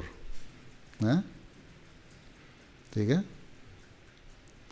السلام علیکم پیارے حضور. میرا سوال تھا کہ جو شام میں کہا گیا کہ وہاں سے تیسری عالمی جنگ شروع ہوگی، تو آپ کو کیا لگتا ہے کہ اگلے کچھ سالوں میں یہ کہاں کہا گیا ہے؟ مطلب میں نے بڑوں سے ہمیشہ یہ سنا ہے کہ پہلے تم جامعہ کے اسٹوڈنٹ ہو جی، تم بڑوں سے سن کے نہ کرو، پہلے خود پڑھو پھر بتاؤ مجھے کہاں لکھا ہوا ہے کہ عالمی جنگ شام سے شروع ہوگی. ہاں جی کہاں لکھا ہوا ہے؟ میں نے خود تو نہیں پڑھا لیکن خود پڑھو نا، جامعہ اسٹوڈنٹ ہو، معاہدہ میں ہو. جی بالکل. ہیں جی پڑھو. حضرت خلیفہ مسیح ثانی کے پاس جو بعض جامعہ کے اسٹوڈنٹ آتے سوال کرتے تھے نا، تو ان کو وہ کہا کرتے تم جامعہ اسٹوڈنٹ ہو، تم قرآن شریف کی تفسیر پہ غور خود کرو اور خود پوائنٹ نکالو، پھر میرے سے ڈسکس کرو آ کے، اور خود پہلے سوچو کہ کیا اس کا حل ہے، پھر بات کرو. تم نے تو اصل بات کوئی نہیں پڑھا تھا، تو سنائی سنائی باتیں کر رہے ہو.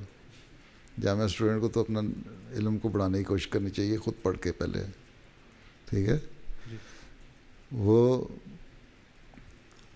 پیر صاحب اس کے حوالے سے تذکرے میں جو دوسرا حصہ ہے اس میں جو مین حصہ تذکرہ اس میں نہیں ہے، دوسرے حصے میں ہی ہے نا. ہاں تذکرہ جو ہے اس کا جو دوسرا حصہ ہے نا خوابوں کا، یا اس میں ہے، ہم منگوا لو. اس میں یہ ہے کہ ایک تباہی آئے گی، اس کا مرکز ملک شام ہوگا، ہیں یہ ہوگا یہ ہوگا یہ ہوگا، اور اس وقت تم میرے موعود بیٹے کو پہچان لینا. یہ بھی اس میں الفاظ ہیں. ٹھیک ہے. اس کا مطلب اس میں جماعت میں بھی کوئی کرائسس ہوگا اس زمانے میں. اس لیے ہمیشہ یہ بھی دعا کرنی چاہیے کہ اس کرائسس سے اللہ تعالیٰ دنیا کو بھی بچائے اور جماعت کو بھی بچائے، اور خلافوں سے وابستہ رہنے کی کوشش کرو تم لوگ سارے۔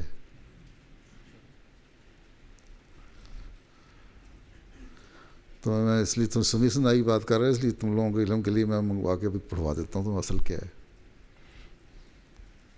ہاں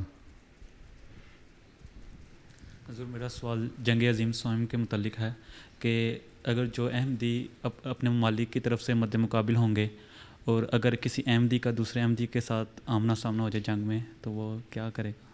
کیا کرے؟ جی، جنگ عظیم میں مد مقابل ہوں گے اور آمنا سامنا ہو جائے تو کیا کرے؟ تو میری جرمنی میں جو میں نے ہے نا، اس کا جو آخری حصہ ہے نا تذکرے میں، ایک تو ہے نا مین حصے میں ساری باتیں آئی ہیں، خوابیں، کچھ حصہ ایک علیحدہ ایڈیشن کیا ہوا ہے، پڑھا ہے نا آپ نے تذکرہ کبھی اچھی طرح؟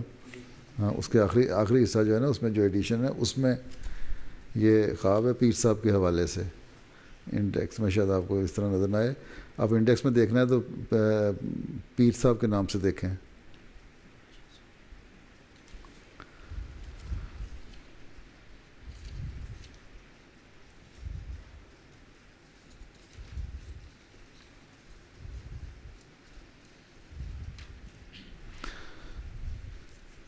یا تو تم جو اس ملک کو چھوڑ دو، ٹھیک ہے، اور اگر لازمی فوجی سروس ہے یا فوج میں ہو تو فوج کو چھوڑ دو، نہیں لڑنا چاہتے، اور لازمی فوجی سروس ہے تو پھر دوبارہ تمہیں لڑنا پڑے گا۔ پھر تم یہ دیکھو کہ تم نے ایک اسلامی تعلیم یہ ہے کہ ظلم کے خلاف تم نے لڑنا ہے، ظلم کو روکنا ہے۔ اللہ تعالیٰ نے یہی کہا ہے نا کہ دو قومیں آپس میں لڑ پڑے ہیں تو ان کے سامنے صلح کرا دو، اور جب صلح ہو جائے تو پھر وہ نہ کرو۔ اس کا مطلب ہے کہ مسلمان بعض ایسی صورتحال ہوگی کہ لڑائی کر کے صلح کرانی پڑے گی، ٹھیک ہے؟ تو صلح کے لیے تم نے لڑنا ہے، ظلم کے لیے نہیں لڑنا۔ میں نے جرمنوں کو یہی بات کہی تھی ان کے جو ملٹری ہیڈ کوارٹر میں، تو ان کو یہ پسند آئی تھی بات۔ وہ تم نے نہیں پڑھا لیکچر میرا؟ دیکھا تھا کہ دیکھا تھا، یوں تصویریں دیکھی تھیں، اس کو پڑھ بھی لو۔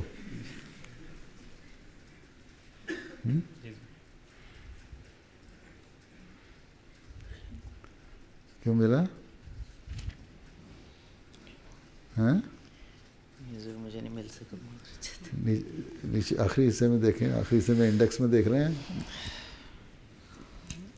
پیر صاحب سراج الحق نعمانی؟ ہاں پیر صاحب، ہاں پیر سراج الحق صاحب ہی ہیں میرا خیال ہے۔ پیر نہیں، وہ ان کے ساتھ کچھ اور بھی لگتا تھا، ہیں؟ ہاں صاحبزادہ صاحب، ہاں صاحبزادہ صاحب کے نام سے ہے۔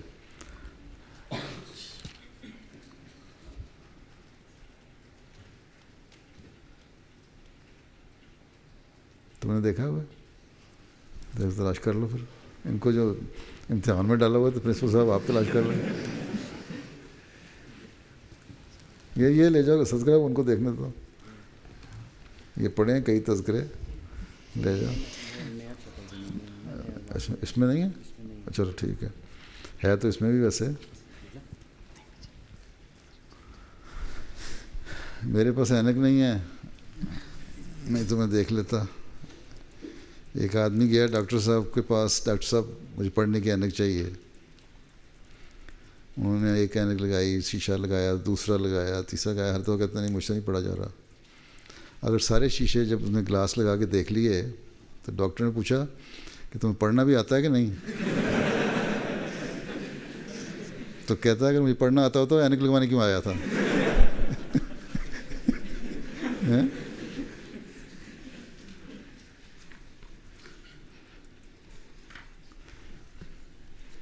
اچھا، اور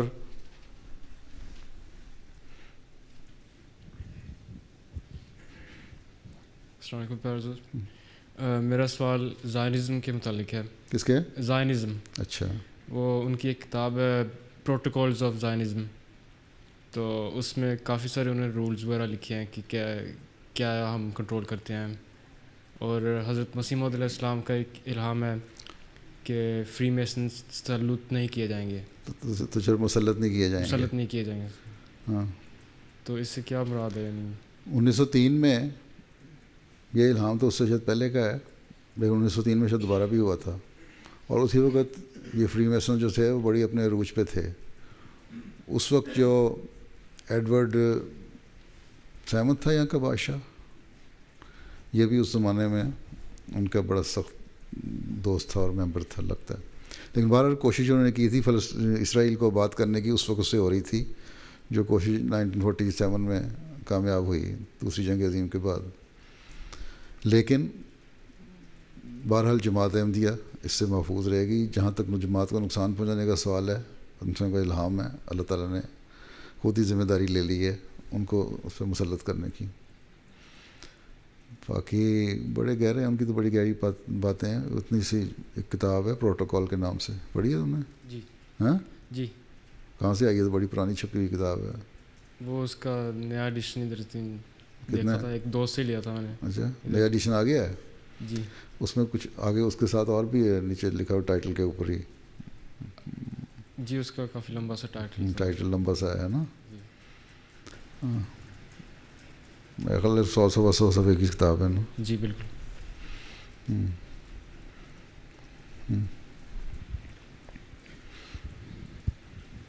السلام علیکم پیارے حضور.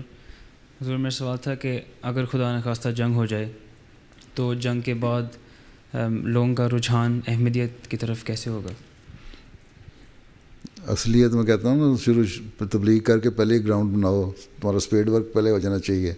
لوگوں کو بتا دو کہ خدا ہے اور احمدیت جو ہے وہ صحیح اسلام ہے، اور خدا کے جو اگر نظارے دیکھنے ہیں قدرت کے تو احمدیت میں دیکھو، تبلیغ کرو. لوگوں کے ذہنوں میں بیٹھی ہوئی یہ بات ہوگی تو جب، اور تم یہ بھی بتا رہے ہوگے کہ اللہ تعالیٰ جب ایک حد تک چھوٹ دیتا ہے، جب یہ ختم ہو جاتی ہے تو پھر وہ اپنے انتقام بھی لیتا ہے. اللہ تعالیٰ برائیوں کو پھیلنے نہیں دیتا، پھر وہ منتقم بھی تو ہے جب اس کے خلاف اتنی بغاوتیں ہو رہی ہوں. میں تو پڑھ نہیں سکتا اتنا باریک، ان سے کو پڑھ دیں. تو اس وقت جب توجہ ہوگی تو لوگوں کو خیال ہوگا کہ ہاں ایک گروپ تھا ایسا، لوگ ایسے تھے جو ہمیں کہتے تھے اللہ کی طرف آؤ اور صحیح سچا مذہب یہ ہے. تو اس وقت توجہ پیدا ہوگی. اور اگر آپ نے پہلے کام یہ کیا ہوگا تو آپ ان کو بتا سکیں کہ دیکھو ہم تمہیں پہلے کہتے تھے کہ تباہیاں آئیں گی اگر مذہب کی طرف نہیں آؤ گے، خدا کی طرف نہیں آؤ گے، تو اب آؤ اور احمدیت قبول کرو. تو ان جب بھی آفات آتی ہیں اور ایسے حالات ہوتے ہیں اس وقت اس کے بعد بھی تیزی سے کام کرنا پڑتا ہے، لیکن اس سے پہلے بھی اپنے آپ کو پوری طرح متعارف کرانے کی ضرورت ہے جس کو کرانے کی ضرورت ہے ہمیں. اس لیے تو میں کہتا ہوں ایک دفعہ تعارف کروا دو جماعت احمدیہ کا، لوگوں میں پہنچ جائے، کسی بھی ذریعے سے پہنچے، چاہے امن کے نام سے پہنچے، جنگوں کو روکنے کے نام سے پہنچے، خدا کے ایگزسٹنس کے نام سے پہنچے، جس طرح بھی پہنچ رہے ہو، یہ دنیا کو ایک تعارف ہونا چاہیے کہ جماعت احمدیہ ایک ایسی جماعت ہے جو وارننگ ہمیں دے رہی ہے اگر نہیں کرو گے تو تباہیاں آ سکتی ہیں. اور جب تباہی آتی ہے پھر دوبارہ کھل کے تم سامنے آؤ گے تو لوگوں کی توجہ پیدا ہوگی. سمجھ آئی؟ جی جزاک اللہ. ہاں جی. صاحبزادہ پیر سراج الحق صاحب نعمانی کی روایت ہے تذکرۃ المہدی کی کہ ایک دفعہ حضرت مسیح موعود علیہ السلام نے فرمایا، خدا نے مجھے خبر دی ہے کہ ہمارے سلسلے میں بھی سخت تفرقہ پڑے گا اور فتنہ انداز اور ہوا و ہوس کے بندے جدا ہو جائیں گے. پھر خدا تعالیٰ اس تفرقے کو مٹا دے گا. باقی جو کٹنے کے لائق اور راستی سے تعلق نہیں رکھتے اور فتنہ پرداز ہیں وہ کٹ جائیں گے، اور دنیا میں ایک حشر برپا ہوگا. وہ اول الحشر ہوگا اور تمام بادشاہ آپس میں ایک دوسرے پر چڑھائی کریں گے، اور ایسا کشت و خون ہوگا کہ زمین خون سے بھر جائے گی، اور ہر ایک بادشاہ کی رعایا بھی آپس میں خوفناک لڑائی کرے گی. ایک عالمگیر تباہی آوے گی اور اس تمام واقعات کا مرکز ملک شام ہوگا. صاحبزادہ صاحب یعنی حضور فرماتے ہیں صاحبزادہ صاحب اس وقت میرا لڑکا موعود ہوگا. خدا نے اس کے ساتھ ان حالات کو مقدر کر رکھا ہے. ان تمام واقعات کے بعد ہمارے سلسلے کو ترقی ہوگی اور سلاطین ہمارے سلسلے میں داخل ہوں گے. تم اس موعود کو پہچان لینا. یہ ہے پورا حوالہ. میں ایک دن غور کر رہا تھا، اس میں سے یہ بھی ہو سکتی ہے حضرت مسلم موعود کے زمانے میں بھی دوسری جنگ عظیم ہوئی اور یہ جو ریجن تھی شام وغیرہ کی یہ بھی اس میں شامل تھی، لیکن مرکز نہیں تھا، مرکز اس کا یورپ تھا، وجہ بنی تھی یہاں سے. تو آئندہ اس لیے ہمیں خوف زدہ رہنا چاہیے ہمیشہ. خوف زدہ سے مراد ہے دعا کرنی چاہیے، اللہ تعالیٰ کا خوف ہونا چاہیے کہ جماعت کے اندر، جیسا کہ میں پہلے کہا تھا تمہیں، کہ جماعت کے اندر بھی فتنہ فساد سے جماعت بچی رہے اور دنیا بھی آفت اور تباہی سے بچی رہے. خلاصہ اس کا پہلے تمہیں بتا دیا تھا میں نے، وہ تفصیل یہ بتا دی. جی جزاک اللہ.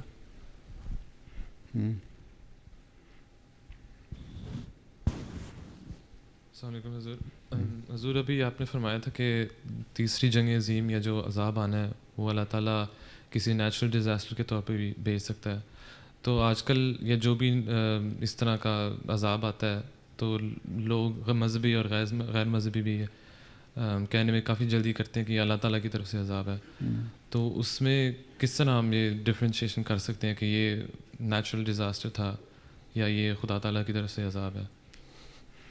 نیچرل ڈیزاسٹر کیا ہوتا ہے؟ خدا تعالیٰ کے عذاب کو علیحدہ تو نہیں کوئی چیز بن کے آتی، وہی ہوتا ہے. اب دیکھ لو، زلزلے پہلے بھی آتے تھے، اب بھی آتے ہیں. طوفان پہلے بھی آتے تھے، اب بھی آتے ہیں. لیکن حضرت مسیح علیہ السلام نے فرمایا کہ زلزلے اور جو ہیں میری صداقت کی نشانیاں ہیں. اور اب تاریخ یہ کہتی ہے کہ گزشتہ 100 سال میں جتنے زلزلے اور طوفان آئے ہیں اس سے پہلے 1100 سال میں نہیں آئے. تو یہی تو ہم بتاتے ہیں دنیا کو، اور یہی بتانا چاہیے. اور اسی پہ اللہ تعالیٰ نے کوئی نیا طریقہ تو نہیں اختیار کرنا. قانون قدرت تو کہ اندر رہتے ہوئے ساری چیزیں چل رہی ہوتی ہیں. قانون قدرت سے باہر نکل کے اللہ تعالیٰ نہیں کوئی چیز کرتا. یہ چیز ذہن میں ہونی چاہیے. سمجھ آئی؟ اب یہ تباہیاں جو آ رہی ہیں، عذاب جو آ رہے ہیں، کیا عذاب؟ ایک تو ان کی تعداد بڑھ گئی. نبی کے زمانے میں اللہ تعالیٰ نبی کو بتا دیتا ہے کہ یہ ہونے والا ہے، اس لیے انہوں نے جو زلزلے آنے تھے ان کی پیش گوئیاں حضرت مسیح علیہ السلام نے پہلے ہی کر دی تھیں کہ آنے والا ہے عذاب، تعاون کا عذاب بھی آنے والا ہے. تو وہ ساری چیزیں اس زمانے میں کیونکہ نبی موجود تھا، انہوں نے اللہ تعالیٰ نے ان کو بتا دیا. اور آئندہ کے لیے ہمیں ایک اصولی رہنمائی کر دی کہ یہ میری صداقت کی نشانیاں ہوں گی، ان کو دیکھتے رہنا. ٹھیک ہے، چلو ایک سوال کر لو، 1 بج گیا، نماز پڑھنی ہے، کر لو.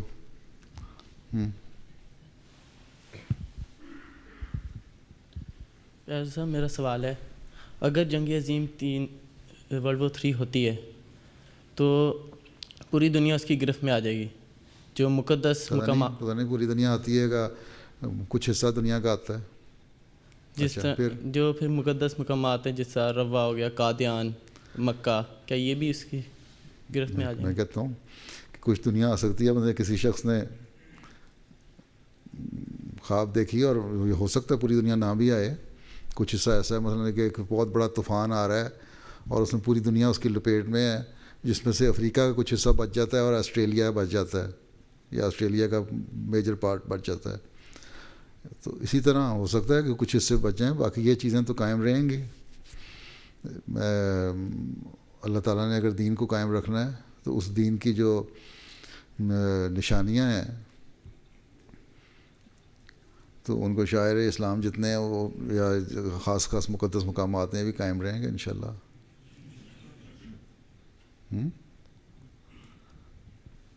اب ایٹم بم پھٹے گا تو اس کے اثرات تو ہو سکتے ہیں کہیں لوگوں پہ ہو جائیں، کسی ایک ملک سے دوسرے ملک میں ہواؤں کے رخ پہ بھی ہوائیں چلتی ہیں، اثرات ہوتے ہیں ریڈیشن کے، لیکن ضروری تو نہیں کہ بلڈنگیں بھی تباہ ہو جائیں. اب وہاں ہیروشیما مثلا ہم نے دیکھا ہے یا ناگاساکی میں جو بم پھٹتے ہیں ساری تباہی ہو گئی. اس میں بھی ایک کوئی چرچ تھا یا کیا کوئی ٹیمپل تھا یا کیا تھا، بہرحال وہ بلڈنگ اس کی کھڑی رہی اور اس کا جو ڈوم تھا اس کا سارا اسٹرکچر کا کنکریٹ والا حصہ یا دوسرا سا ختم ہو گیا، لیکن جو آئرن اسٹرکچر تھا وہ کھڑا رہا اسی طرح، حالانکہ ساری تباہی ہو گئی، سارے لوگ پگھل گئے. تو جس چیز کو محفوظ کرنا ہو تو موقع پہ بھی محفوظ کر دیتا ہے اللہ تعالیٰ. اور خانہ کعبہ سب سے پرانا اللہ تعالیٰ کا گھر ہے. ایک وقت میں یہ مٹ گیا تھا، اس کی بنیادوں کی نشاندہی حضرت ابراہیم کو ہوئی، اس پہ بنایا گیا. دوبارہ ایسی حالت آ گئی کہ وہ گر گیا. پھر نئے سرے سے اس کی تعمیر ہوئی اور وہ حضرت صلی اللہ علیہ وسلم کے زمانے سے ہوئی ہیں، اور آن وسلم نے ہی اس کی تعمیر میں ایک میجر رول ادا کیا جب وہ حجر اسود کو رکھنے کا مسئلہ آیا اور قوموں کی لڑائی کو، قبیلوں کی لڑائی کو وہاں روک دیا. اور یہ بنیاد جب حضرت صلی اللہ علیہ وسلم سے پڑ گئی اور آخری نبی حضرت صلی اللہ علیہ وسلم ہیں تا قیامت، تو اس لیے جو نشانیاں اللہ تعالیٰ نے قائم فرما دیں جو پہلے مٹ چکی تھیں وسلم کے ذریعے سے قائم فرما دیں، وہ انشاءاللہ تعالیٰ تا قیامت قائم بھی رہیں گی. میں سمجھتا ہوں یہ، اور انشاءاللہ اسی طرح ہے. ٹھیک، السلام علیکم. کلاس ہماری 1 گھنٹے کی تھی اور 1 گھنٹہ اور 22 منٹ ہو گئے ہیں، اور یہ فائدہ ہو گیا کہ 2 اقتباس پڑھ لیا ہے نا. کمالات اسلام کا اقتباس نے پڑھ لیا، اس کی باری نہیں تھی، اور ایک یہ تذکرہ کا پڑھا گیا. چلو اب کیا کرنا ہے؟ نماز پڑھنی ہے، پھر کھانا کھانا ہے، پکا ہوا کھانا. اچھا، تو ان کو 1 ہفتہ اور ہے جامعہ کا، 4 دن اور رہ گئے سر ہیں. اور اس تصویریں بھی ہونی ہیں، تصویریں نہیں کھنچوانی ہیں. یہ جو ہے معاہدہ ہیں کانوکیشن میں کرنا ہے. تم نے پروگرام کیا لمبا چوڑا لکھا تھا؟ نہیں، یہی تو لبا تھا اور اسلام تھا بس. کس سے؟ اسلام اسٹاف سے. اچھا، ان سے بیچاروں سے کچھ بھی نہیں تھا، کلاس ہی تھی. گروپ فوٹو ان کے وہاں ہوں گے. السلام علیکم.